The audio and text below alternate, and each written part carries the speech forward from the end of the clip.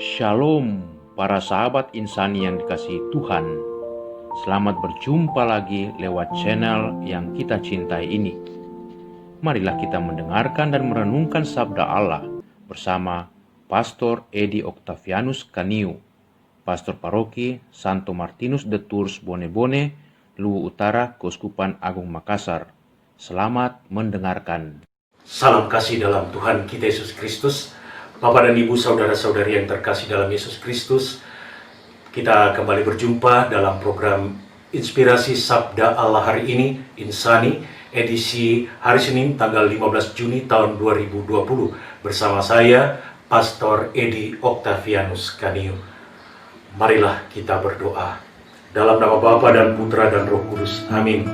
Bapa yang Maha Kasih, kami bersyukur atas kesempatan berharga yang Kau anugerahkan kepada kami pada saat ini untuk mendengarkan dan merenungkan sabda-Mu melalui Putra-Mu Tuhan kami Yesus Kristus.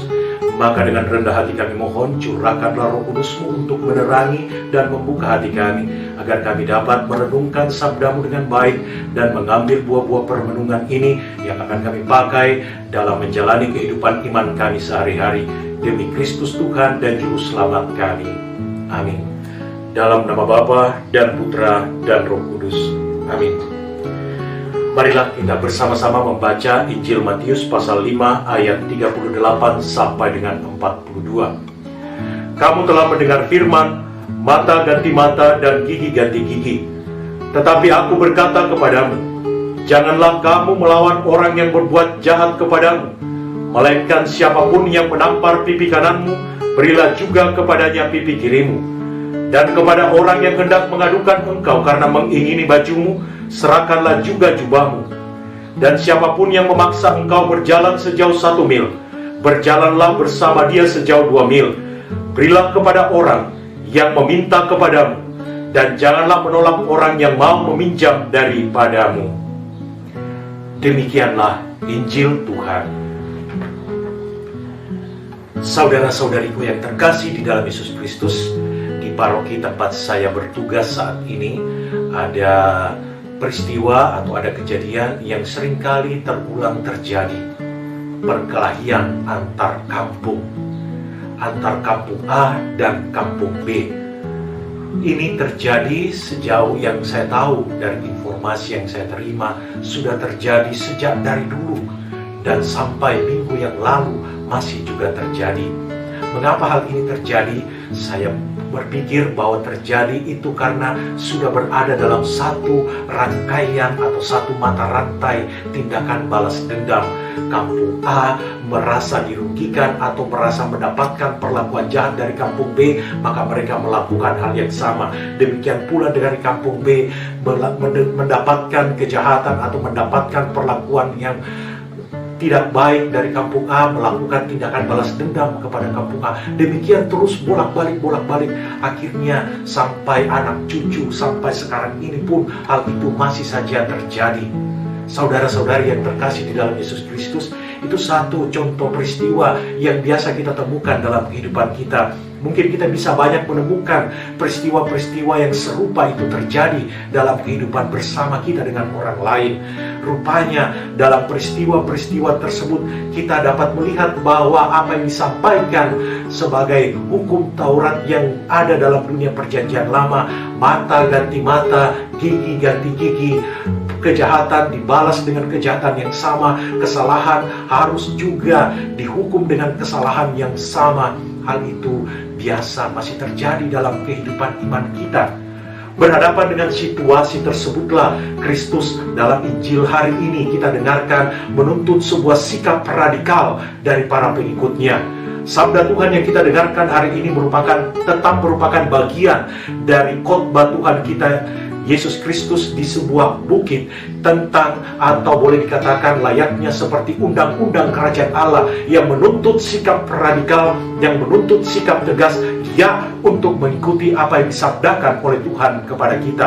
Melalui sabda Tuhan yang kita dengarkan pada hari ini, Kristus menyoroti hukum Taurat. Namun sekali lagi, pada saat Kristus menyoroti hukum Taurat, Tuhan kita Yesus Kristus tidak pernah untuk mengubah atau meniadakan Taurat tersebut, tetapi untuk menggenapinya.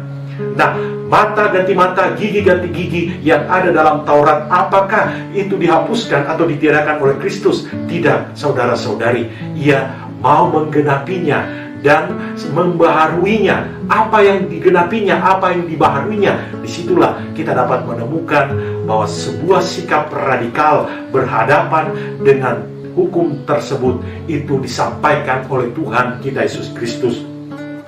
Kamu telah mendengar firman, mata ganti mata, gigi ganti gigi. Tetapi aku berkata kepadamu, janganlah kamu melawan orang yang berbuat jahat kepadamu, melainkan siapapun yang menampar pipi kananmu, berilah juga kepadanya pipi kirimu.